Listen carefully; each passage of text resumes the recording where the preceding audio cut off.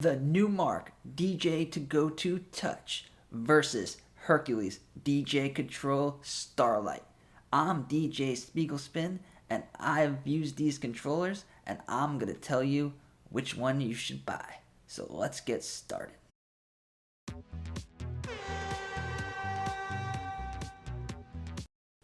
Okay, so both of these controllers are mini DJ controllers. Both of them come pre-mapped to DJ Pro, Serato, and all the other popular DJ apps. And more importantly, they're both awesome. They go for around $100. The Numark controller is $87 currently, and the Hercules controller is $99. So there'll be links down below so you could grab them if you want them. But in this video, I'm going to try to let you know which one's better and why. None of them are better than the other, but they could both do a little bit different things. They have slight differences and a couple of big differences. So let's get into it right now. The first difference is the Hercules controller has a bass knob. When I first got this Numark controller, I loved it, and I watched all the tutorials and the videos on it, and everyone said it would be great if they had a bass knob. Like, why couldn't they just fit a bass knob over there? Well, Hercules did, and they have a mixer section and with two knobs. And the knob at the bottom is for bass, and then if you press the little button up top, you could switch from bass to filter. Nowadays, DJs are using the filters a lot, and most EQ sections in controllers have filters, so the fact that they made it a bass knob and a filter is really cool, and it makes mixing on this similar to mixing on bigger controllers. And they also put the volume right on top to keep that traditional mixer feel. On this controller, all you get is the controls for the volume for each track. You don't have a bass knob or no way to control any of the EQs. And these knobs don't really feel as much like a mixer section as the Hercules one does.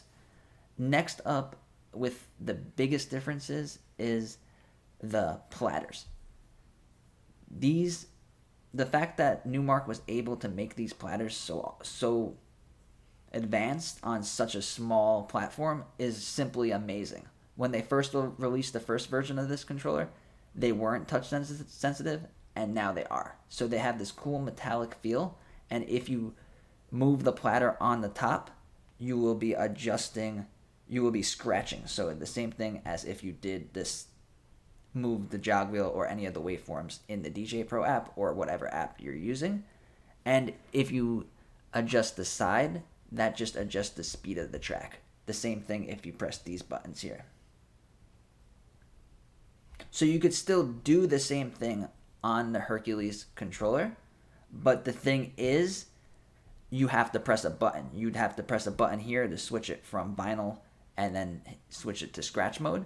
So that's one thing to keep in mind. So if you're a scratch DJ and you like to scratch a lot, I would recommend this controller because it has better platters. But if you're more into EDM and electronic music and like to blend in the bass and cut the bass down and do drop mixing, I'd go with the Hercules one because they made that mixer awesome.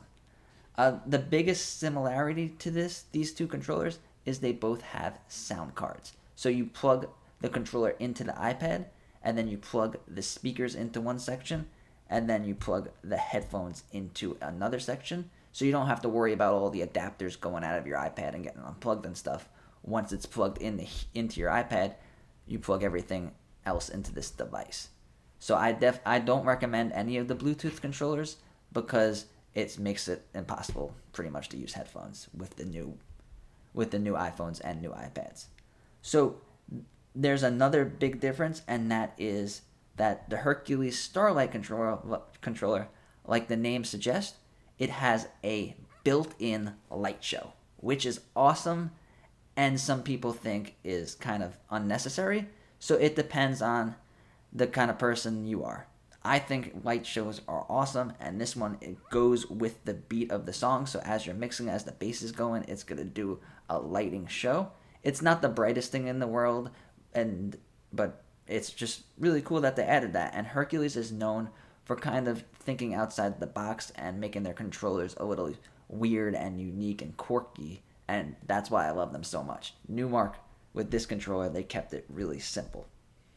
So in the pad section, we have similarities and differences as well. So they both have these 4 square pads over here labeled 1 through 4. They both light up as you touch them, and the way you control the Numark one is this button here. So you'll see that light moving, and you have 4 options over here: the sampler, hot cues, and auto mixes. Yeah. And then on the Hercules controller, you have a button for hot cues, a button for loops, and then if you press the shift button, you get to the FX and samplers. So the Hercules controller utilized a shift button. So controllers use shift buttons to add more functionalities to other buttons that are already there. The Numark controller doesn't have a shift button. Some people like it because obviously you get more functionality. Other people don't like it because it's confusing. So it's up to you, and if you think a shift button is going to bother you or you don't really care. Now, the headphones buttons. So on the Numark controller, the headphone buttons are here.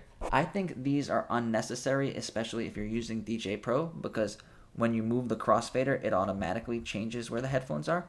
So when I map this controller, I use this button for effects. So keep that in mind too. If you see a controller and you're thinking of getting it and you're like, I don't need that button, that is an opportunity to add whatever you want there. So if you want to know how to map the controllers, I made a lot of other videos about it. You guys can watch those ones.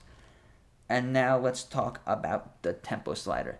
They both have these really small, cute little tempo sliders. They work pretty well.